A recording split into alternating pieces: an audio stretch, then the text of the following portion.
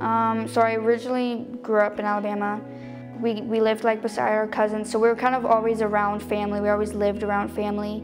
And then we ended up moving to Florida, and I was with my mom at the time and 3 of my siblings because my dad was in jail. One day I went to school and this lady, I guess which was DCF, she picked me up, and me and my brother, since we were in elementary, my other older sister, Courtney, she was in high school, or middle school. And they picked me up out of school, and she met me as like DCF, and we had to go pick up my sister. And I remember just going to this building, and I have taken all my fingerprints printed. I don't know where my mom was. And that was actually the last time I seen my mom, and that was when I became in the foster system. It was different. It was kind of traumatizing, because you go in a foster system, you stay in a home, and then you don't really know if they're just gonna kick you out. You don't know if you're gonna be in the same school. You don't know if if you're gonna see your friends again. You just get tossed around to different homes, people you don't know, families that are not nice. As an 11-year-old, all you want is your family, people you grew up with, your mom, your siblings, and you don't have that. So I was very lost. I was very lost over the entire thing.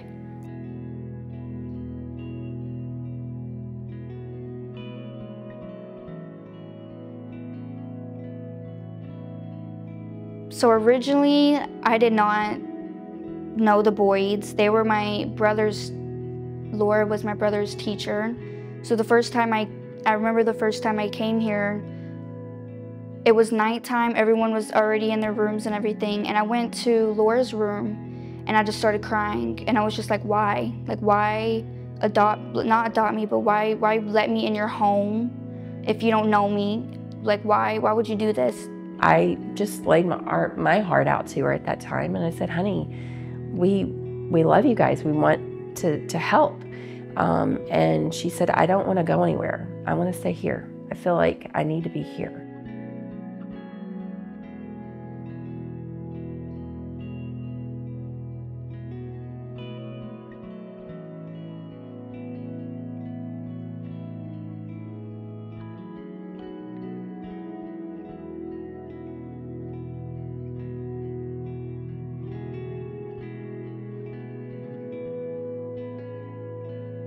It just seemed like God was pointing us every time. He just kept giving you a little nudge. It seemed like I'd be gone for 4 weeks, I'd come back, every child initiative. Be gone for 4 weeks, come back, every child initiative. So he's been pushing on us for a long time, even though you don't know that it's really coming. Honestly, like, you cannot do this without something else pouring into you, whether it be friends, family, but our biggest